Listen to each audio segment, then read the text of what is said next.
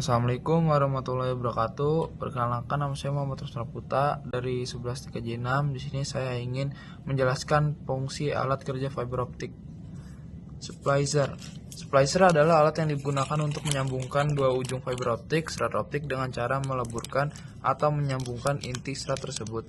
Fungsi utama splicer adalah untuk memastikan sambungan serat optik memiliki rendaman kehilangan sinyal yang minimal sehingga melalui sambungan tersebut.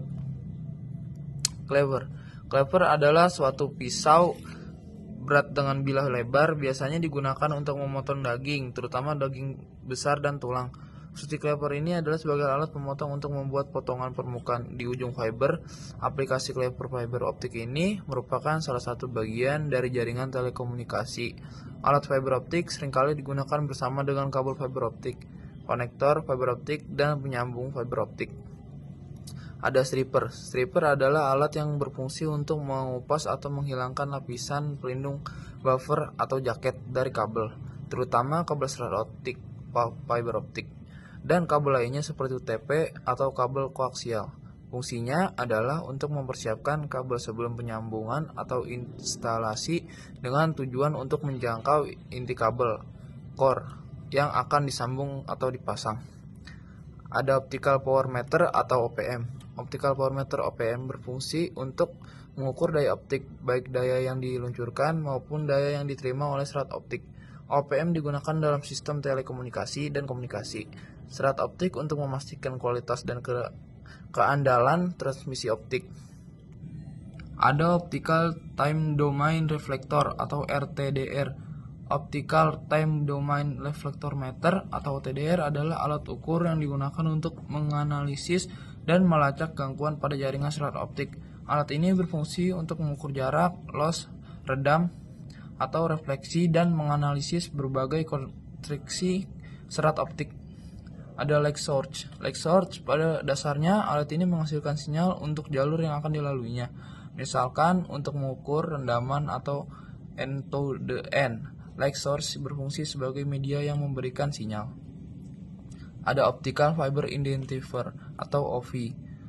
Optical Fiber Identifier ini atau disingkatnya OFI berfungsi untuk mengidentifikasi arah dan kekuatan sinyal cahaya yang melewati serat optik. Alat ini membantu memastikan serat optik aktif, tidak terputus, dan mempermudah pemetaan jaringan serat aktif.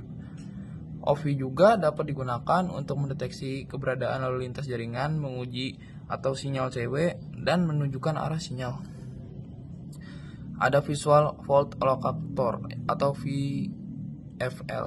Visual Fault Locator ini atau disingkat VFL adalah alat yang digunakan untuk mendeteksi kerusakan atau kesalahan pada serat optik.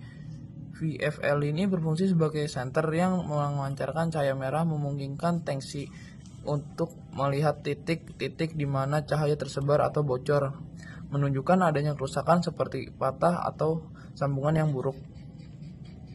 Ada bit error resistance test.